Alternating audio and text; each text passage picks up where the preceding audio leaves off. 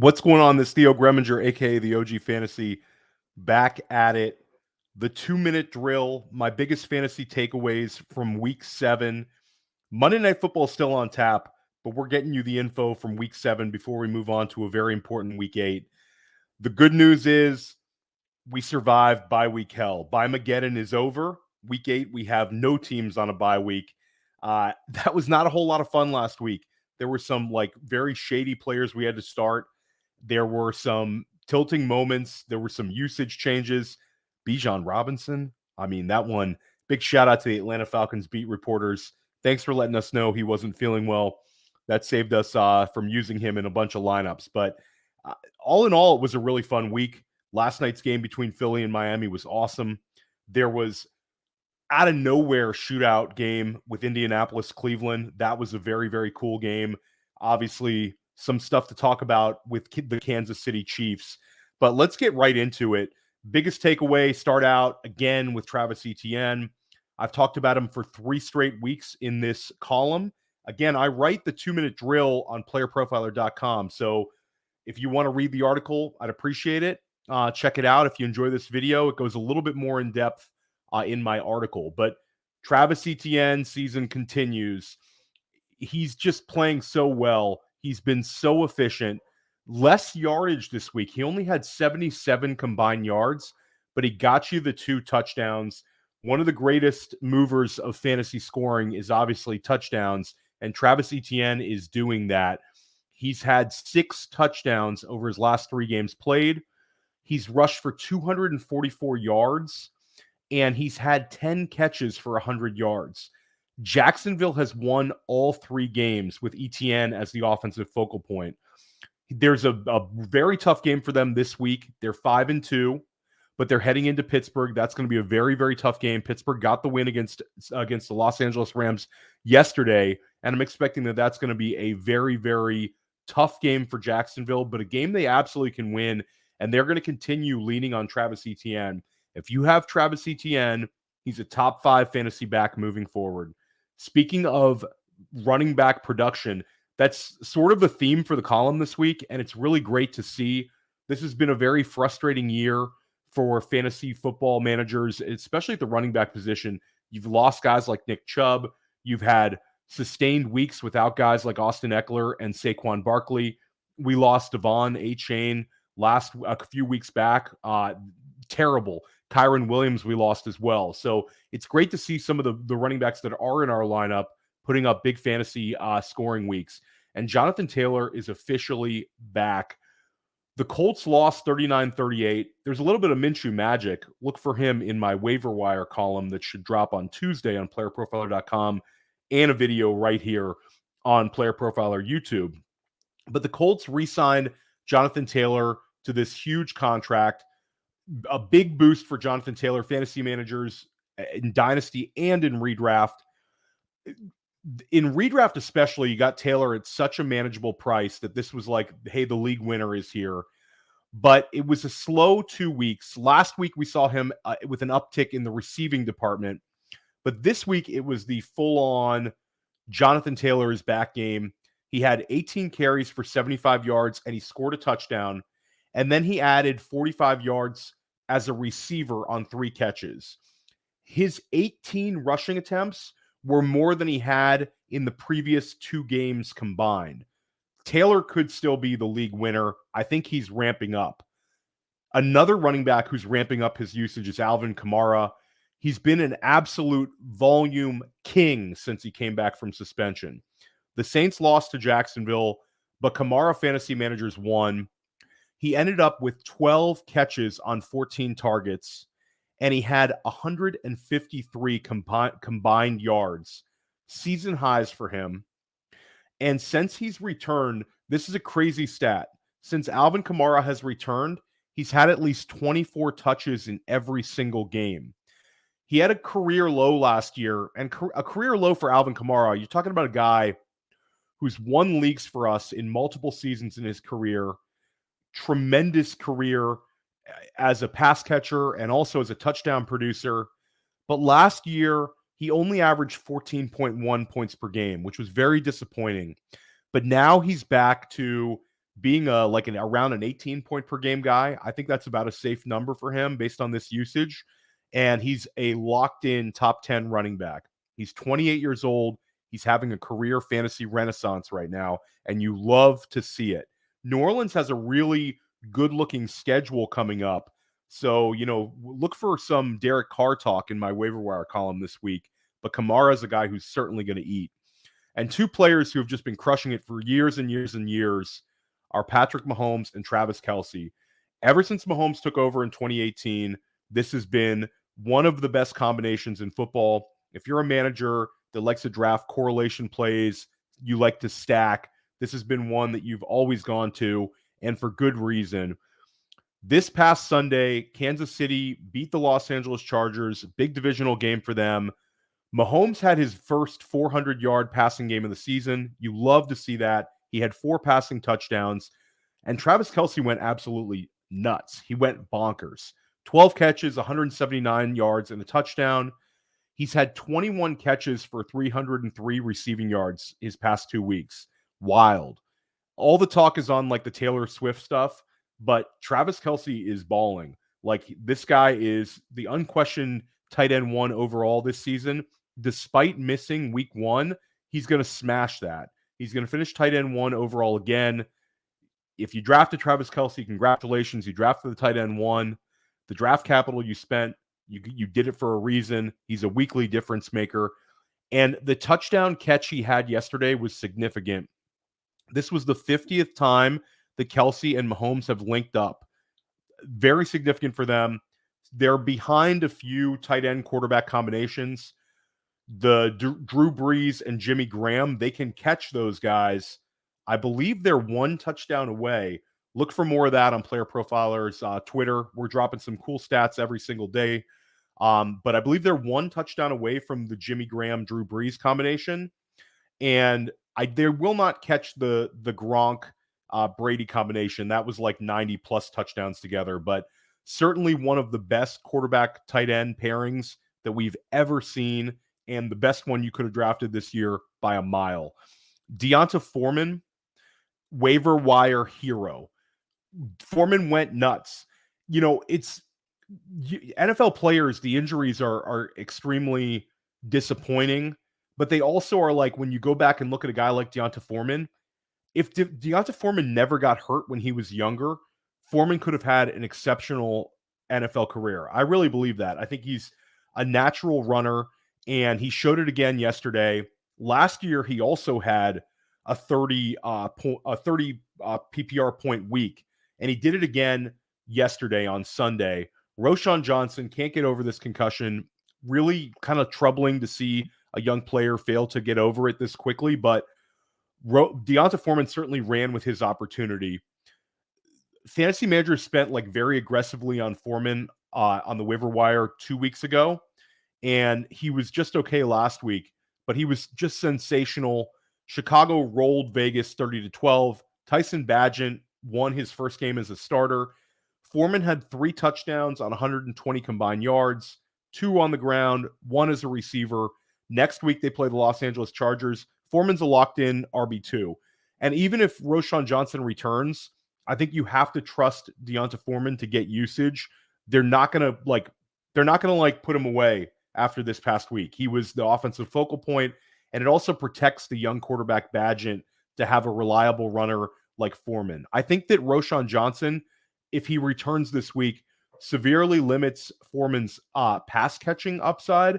And in a game against the Los Angeles Chargers, there's a chance that both running backs could produce because that defense is soft right now for LA. Very soft. Puka Nacua season. What more can we say about Puka Nacua? Nacua led LA in targets. He led him in catches. 12 targets, 8 catches. Led him in yards. 154 receiving yards.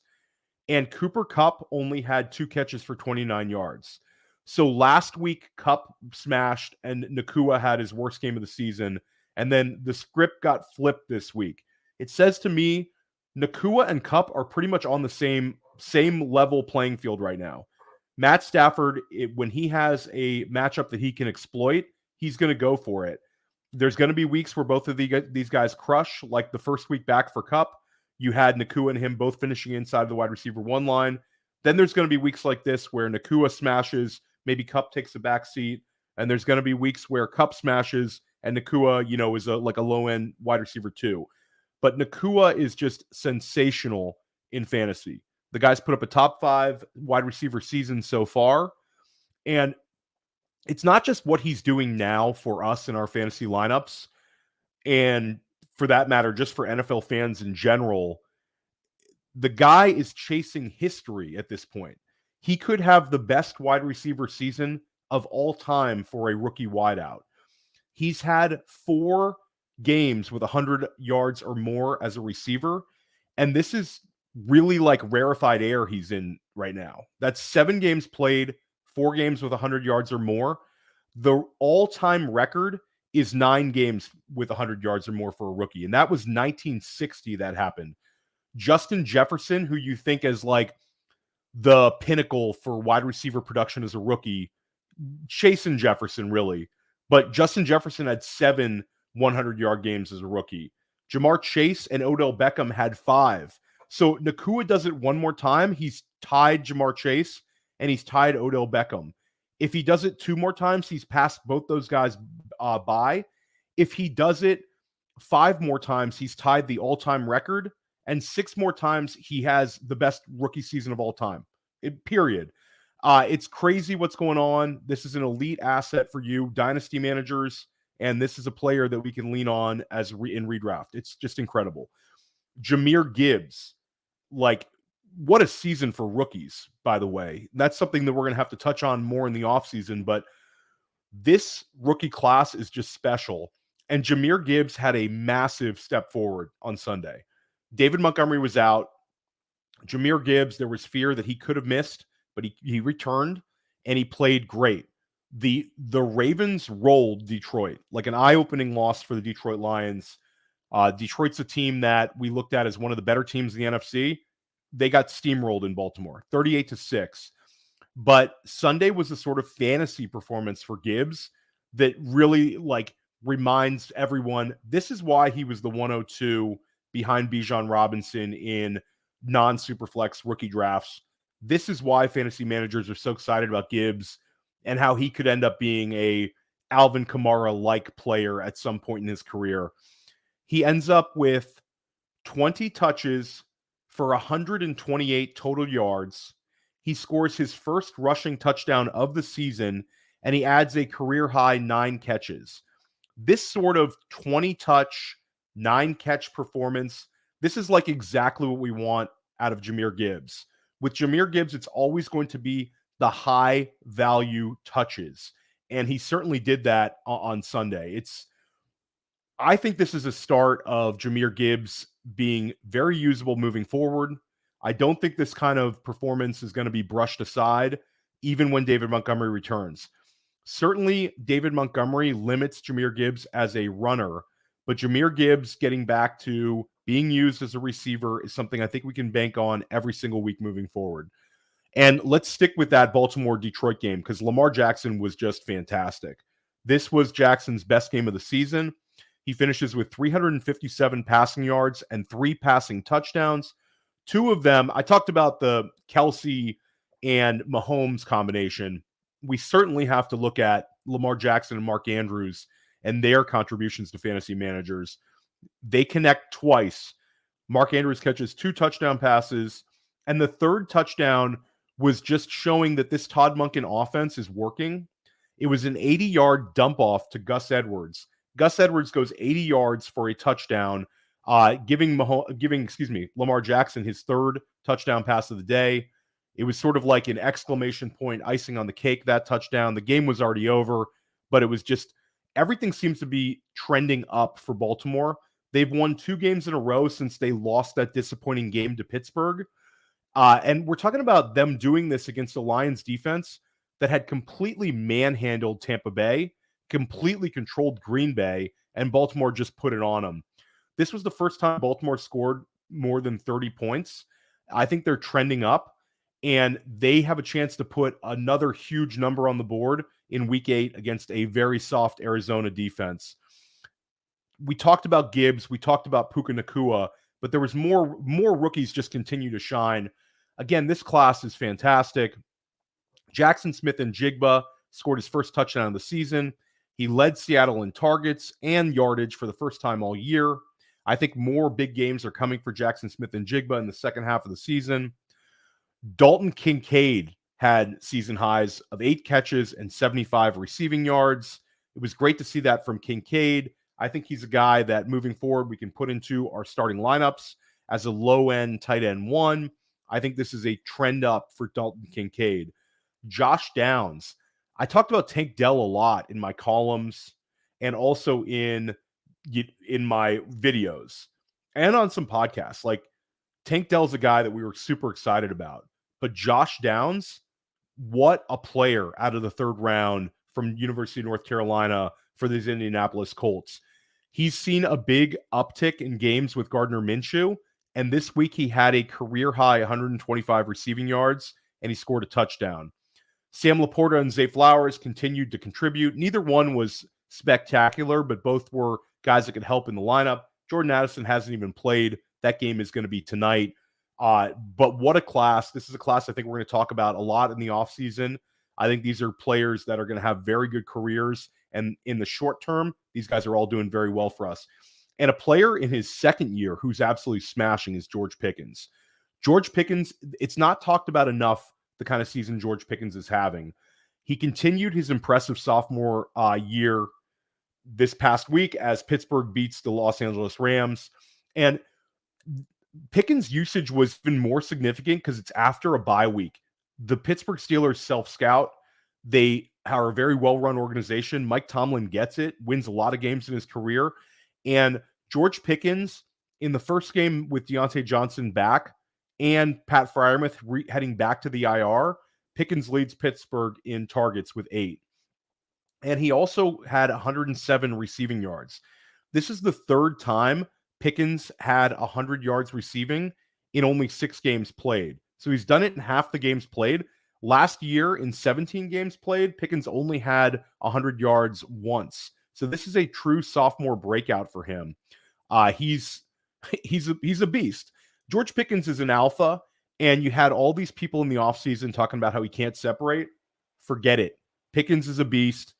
Be happy you drafted him, and be happy you roster him, especially for dynasty managers. This guy's going to be a great player for years to come. Nightmare week for Bijan Robinson fantasy managers. I talked about it at the beginning of this video, but we found out after the game that Bijan started feeling sick on Saturday night, had like a bad headache, couldn't get around it, and ends up getting 1 touch all game long. Everyone was angry. I was angry, and everybody else was angry at Arthur Smith. And then it kind of turned into confusion because if a guy was sick on Saturday night, how does nobody in the Atlanta Falcons beat reporters find this out and drop it? A week after we had like Damian Williams playing ahead of Amari DiMercato, another big shout out to these beat reporters. Like, get it together, man. Let us know what's going on. Do your job. Bijan Robinson sunk a lot of fantasy managers. There's no doubt Bijan Robinson's going to be back. This is a 1-week thing. I'm sure of that. It's very odd, but obviously he wasn't feeling well, couldn't get ready for the game, and was really a decoy. 1 touch, crushed us this week. And then we end this video with, we had to talk about the game of the week. I mean, what a game last night. A real statement game for the Philadelphia Eagles. We talked about this game all week long. Like, this is the one where it's McDaniel, Sirianni, it's Tua, Jalen Hurts, the 2 former Alabama quarterbacks going head to head. All these offensive firepower on each team. Miami had been the number 1 scoring offense in football, getting a chance for another exclamation point win against Philadelphia. And Philadelphia brought it. It was at home in Philly. Kelly Green jerseys, hat tip to Sirianni. He wins another big game. This guy has been so impressive as a head coach. The guy's a winner. Rubs some people the wrong way. He's definitely not a guy who's going to be humble on the sideline. He's celebrating with his team, but he's a player's coach. I have a ton of respect for him. I mean, Mike McDaniel might be my favorite coach in the NFL, but Sirianni, another massive win. And for me, the biggest takeaway of this game, like, Dallas Goedert was tremendous. And then Philadelphia obviously bottled up Raheem Mostert. There was the offensive line issues in Miami are starting to catch up with them a little bit. Be interesting to see if New England is able to exploit them this week. But the real takeaway here was A.J. Brown. A.J. Brown goes up against Tyreek Hill. These are two of our fantasy stars this year. Tyreek Hill, number one fantasy scorer among all wide receivers, the wide receiver one overall. A.J. Brown, over 20 points per game in PPR, top 7 wide receiver. And it was like a head-to-head matchup, a game within the game, the kind of thing we love to see in fantasy. Each of these guys has led fantasy managers to a great start. And last night, A.J. Brown was just special. He was fantastic. He outproduced Tyreek Hill. A.J. Brown ends up with 137 receiving yards to Tyreek Hill's 88 receiving yards. They both score touchdowns. Brown has one less reception to Hill. Brown has 10 receptions. Tyreek Hill has 11. And they each have 15 targets. It's just wild.